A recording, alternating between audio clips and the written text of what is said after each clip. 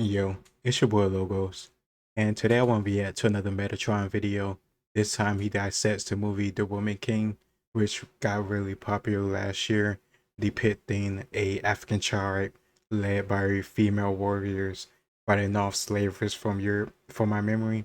And I'm very curious to see what Metatron got to say, because he actually goes into the truth of the event and the tribe and the people, and doesn't go with the Hollywood version, which is very similar to what he did with Cleopatra. And I love that video, especially since I've been telling people for years and years and years how Cleopatra isn't black. But let's see what he got to say and see if this movie deserves to be involved in the TPCU, the Tyler Perry Cinematic Universe of bullshit and nonsense.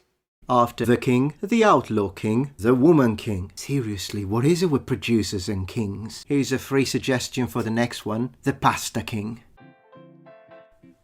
Hey noble ones, today we're going to talk about The Woman King, a recently released film set in the 1820s in West Africa, which tells us the story of the Agoji, a historically documented all-female warrior regiment belonging to the kingdom of Dahomey, and their interactions with European colonizers, among other things. The film is being the center of all sorts of controversy in the last few weeks, from Rotten Tomatoes allegedly changing the score to a basically perfect score of 99%, but then when you That's go look bullshit. at the actual reviews, you see that out of like 260 reviews, 240 actually one-liners with 5 stars. Great movie, amazing actors, wonderful spamming of bots, to people on the other side of the spectrum spamming hashtags saying that the film should be boycotted. And I know what you was thinking. It's probably like white supremacists that want the film cancelled, right? Because of the mostly black cast. No, it's actually black people that are mad, and rightly so. Backlash from the black community against The Woman King. This movie, The Woman King. You know, like Hollywood has they have no soul anymore. So what happened? Well, They never had any soul. This is the thing I never understood about the black community, which I'm a part of. We always say the media portrays us in this light and the other, but then we act surprised when they still do the same thing today. And still sometimes we decide to believe them and go along with the stuff they tell us, like CNN, MSNBC, and these other big media corporations. I don't get it. Well, let me tell you, there really is a lot to say about this film, from its premises to its failures. It might not be easy to encapsulate everything I've got to say in one single video, but essentially we're going to talk about 2 things. 1, I'll tell you the reason for the controversy behind the film, including a few statements by Viola Davis, which I would define as utterly moronic. 2, I'll answer the question that you are most likely going to ask me if you are a subscriber to this channel. Is the movie a historically accurate depiction of the Kingdom of Dahomey and the events that unfolded? As always, in order to do a professional job, we need to set aside our emotions and use logic and reason to assess and analyze the situation.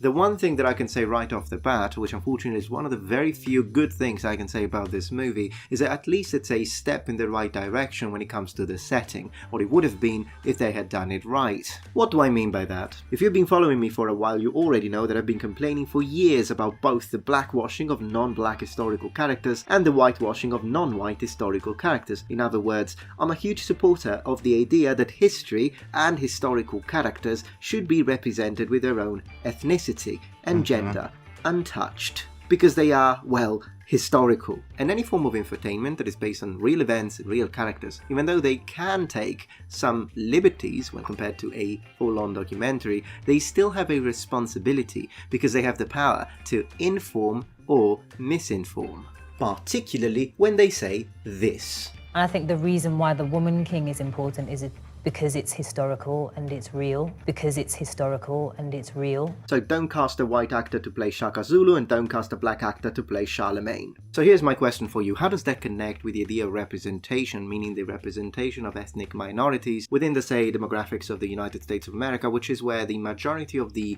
content that we consume on a daily basis is produced? Well, representation has been a major concern in mainstream American production for a while now, and even though it may appear that they are trying to solve it, in reality, in my opinion, they are doing it the wrong way. As I've said multiple times on this platform, representation is important, it should be addressed, it should be there. However, if you want more African American, or African for that matter, actors to appear on screen, tell us about African kingdoms, African gods, African stories, African American stories, African British or whatever you stories. That's the right way to cast a black actor. We Completely often say agree. that in our day and age we now have the power to create media that is inclusive, and that is true, but we also need to remember that that means giving the people that create these movies and films control over the stories that define you. See, this is my problem with The Little Mermaid and why I don't like the movie. If they really cared about representation or diversity or inclusion, they could have gone to Africa, did some research into the mythology of all the different kingdoms or different areas or tribes, and got the mermaid story from there. Or maybe, you know, the Caribbean or any other place that has African people in it and their own heritage. You don't have to pull and just blackwash a character and still have her be the daughter of a Greek god. That doesn't make sense to me. From my understanding, nothing really changed throughout this new iteration of the story that they're doing now in live action, besides the fact that the Ariel is not black. But if her father is still Poseidon, and that's a Greek person, there's no way in hell Ariel should be black. Like, Metatron is Greek from my memory, and he looks nothing like a black person. He looks nothing like Ariel or the woman that is portraying her in the movie. And I just don't understand why they would do it, besides money and the cash grab. And if you have a problem with it, they'll call you either a racist or a sellout. And it's very simple-minded mindset. They have the power to tell other people who you are.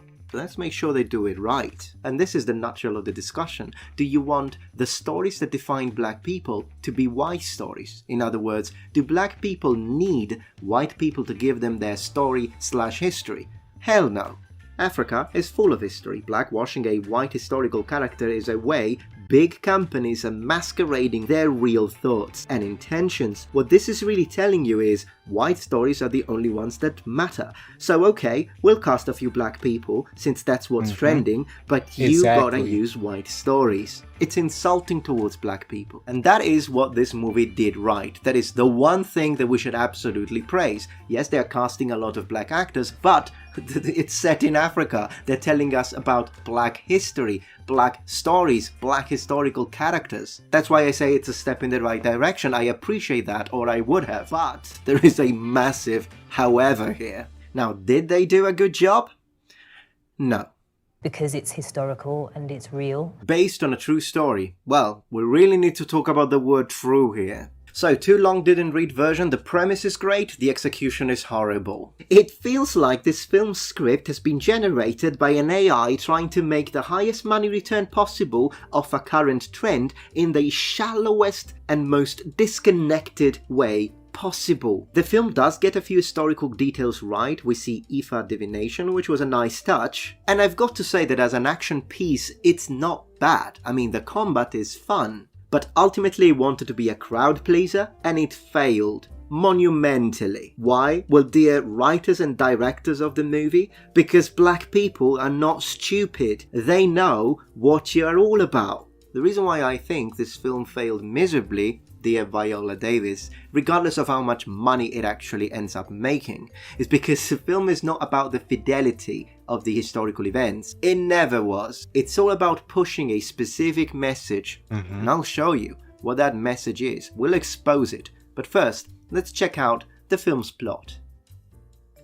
The Woman King. In the 1800s, a group of all-female warriors protects the African kingdom of Dahomey with skills and fierceness unlike anything the world has ever seen. Faced with a new threat, General Naniska trains the next generation of recruits to fight against a foreign enemy that's determined to destroy their way of life. Now let me translate that from English to Truthish. The film is all about the kingdom of Dahomey and its warriors who need to liberate this good black kingdom from the evil white Europeans who want to take away their freedom. An evil is coming. The good king of Dahomey, who is convinced by his strong women warriors that slavery is wrong, understands that they should stop slavery and start selling palm oil instead. Freedom, liberty, against the oppressor. Slaving is wrong. Slavery is wrong. What? Strong women. Great. No slavery. Freedom, mate. Freedom. The reason of my facepalm is because this is as accurate a description of the kingdom of Dahomey, that specific king, and the all-female warriors as a movie that shows the ancient Romans as being all about peace and love. It's as accurate as saying that imperial colonists were all about diversity and the defense of minorities. Because it's historical and it's real. It's historical in the loosest possible interpretation/definition of the term. That in reality, the Kingdom of Dahomey was very, very much a main player, if not a major player, when it came to the slavery in Africa. They were enslaving black people. The real story is a story of violence and black people enslaving other black people, and then selling them to the Europeans, both making profits and blood money through black people's suffering. The very brave women warriors we see depicted here as the anti-slavery, strong emancipated women faction were historically the very force behind the collection of slaves in Africa, some being slaves themselves. This king was so much into slavery that he was nicknamed the Slave King. The very people that committed the slavery in this movie are represented as people who hate slavery and fight for freedom. Rewriting history or not wanting to talk about true history, here we have The Woman King that's coming out that is a complete and utter fabrication of history. Okay, that are always going after the white man for his role in the transatlantic slave trade, but never has nothing to say about the Africans who were a vital part to the success of the Europeans with the transatlantic slave trade, as they were the ones they were rounding up the African slaves in the first place. The film is literally rewriting the villains as heroes because they have a certain skin color and gender. Goodness gracious, I can already imagine how the actual meeting where they were deciding the setting of this movie, I can imagine how it went, and I'm losing IQ points because of it. Hello sir, I'm here with a list of ideas for possible movies. Yeah, okay, time is money, you've got 3 minutes. We would like to talk about the Kingdom of Dahomey. Kingdom of what? It's an African kingdom. African kingdom, I like that, yeah. Were they black? Well, yes sir, it's in Africa. Right. They had this interesting regiment of all women warriors. All women warriors? And they were black? Yes sir. That's good, that's gonna sell. Were they fighting evil white people? Yes, there were some encounters with the Europeans. Funded. Were they also very nice? Actually they were slavers. You know, history tells us that they were taking a lot of black slaves, butchering people, beheading slaves. No. These are the good girls, these are the bad guys. What's the name of that movie with Mel Gibson screaming at the end? Braveheart? Yeah, freedom. This is what this film is all about. Freedom.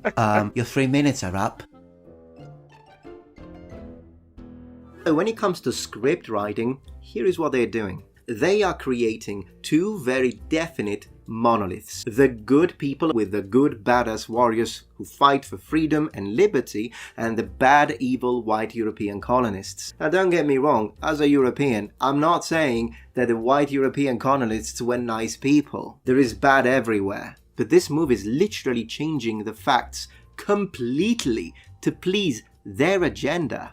The mental gymnastics you have to go through to try and depict this as a movie about empowering black women, which is what they're doing, is Olympic level. The movie would have been interesting if they represented the facts and only romanticized them for entertainment value. They are uncomfortably, let me add, navigating around the truth, as distant as possible when it doesn't fit their agenda. You know what you call bending the truth and rewriting the facts to coincide with your message and ideas?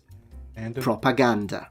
And to add insult to injury, do you remember that I said at the beginning of the video that there is one statement from Viola Davis that I find to be rather moronic? Well, here it is. She publicly said that if you don't go and watch the movie, in fact, if you don't like the movie, then basically you're a misogynist and a racist. It's because you don't want to see black women in a leading role.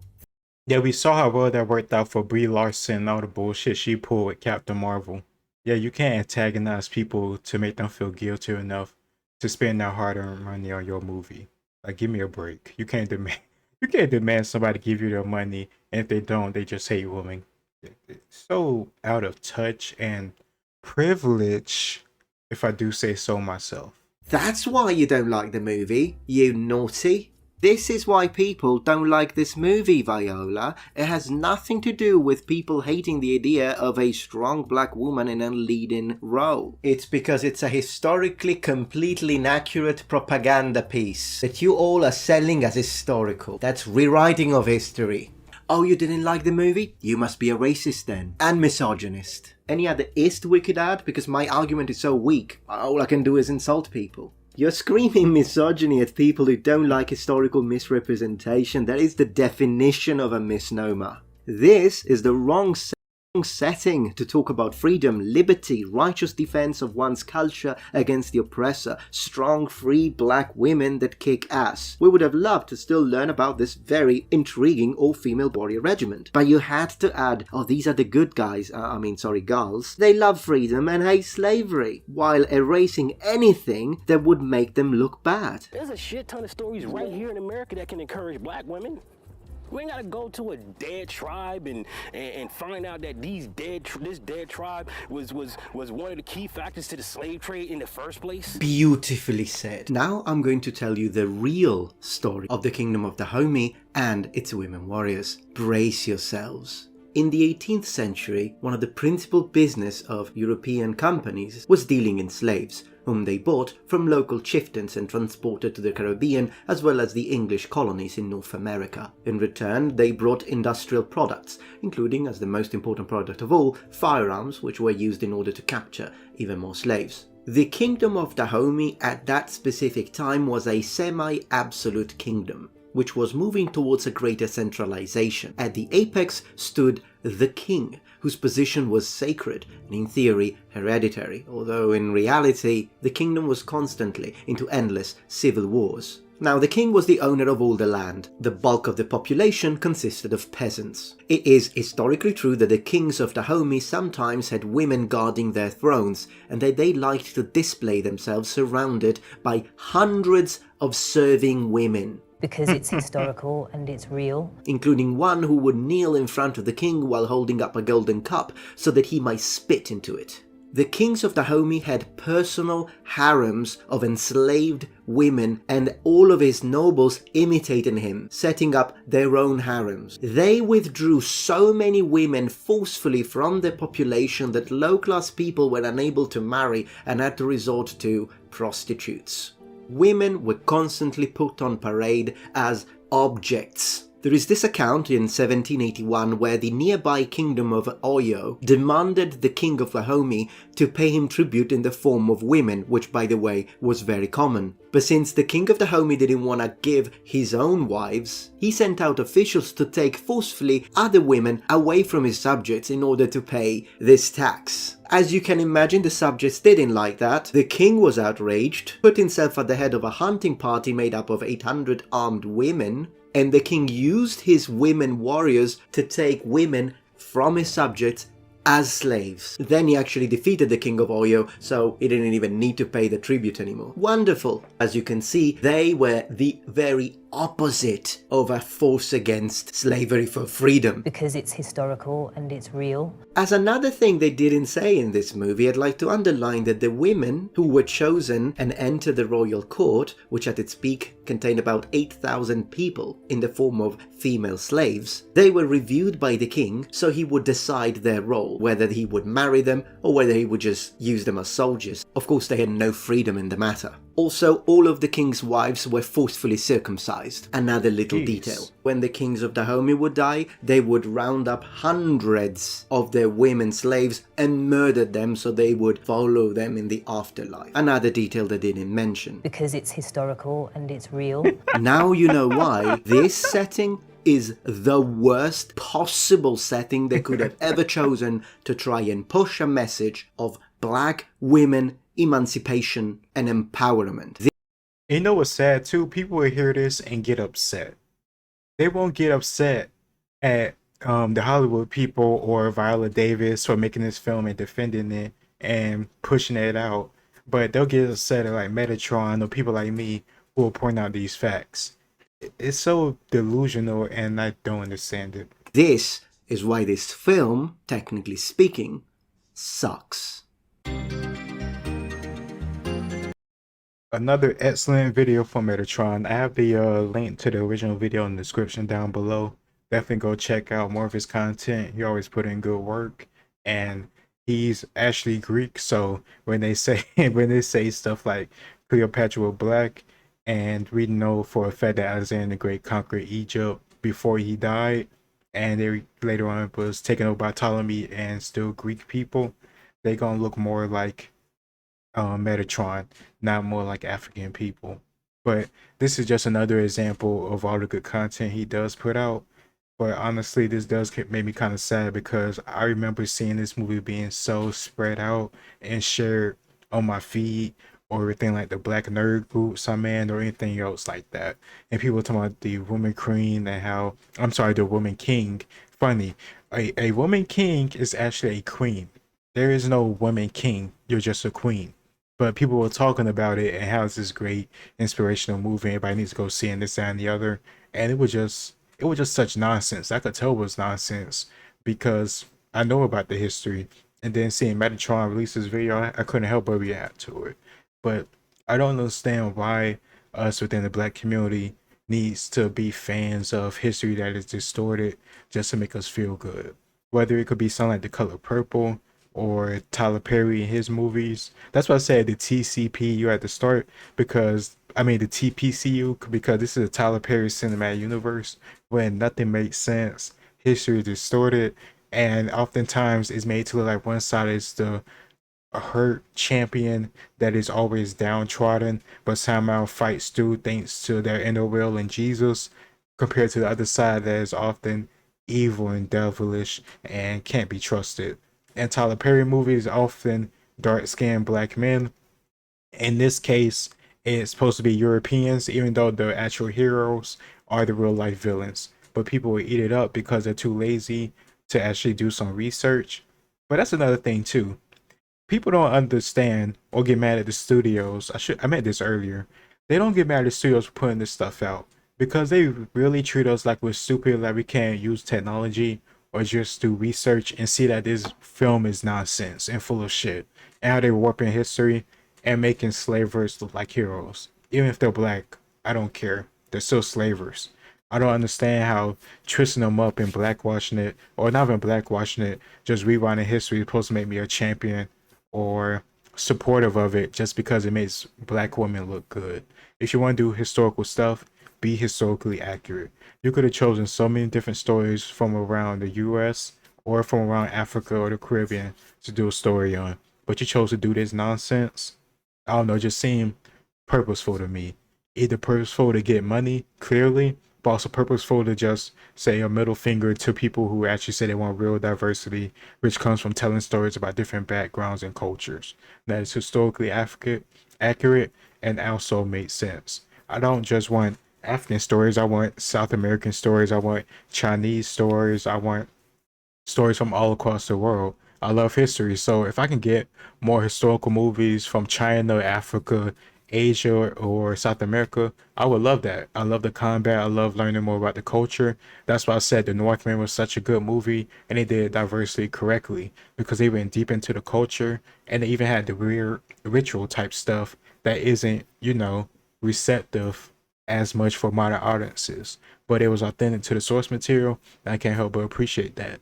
If you want to do diversity, that's the way to do it, not do shit like The Woman King, where it's just warping history and creating more nonsense. But that's just me. It's your boy Logos, and I'll talk to y'all next time.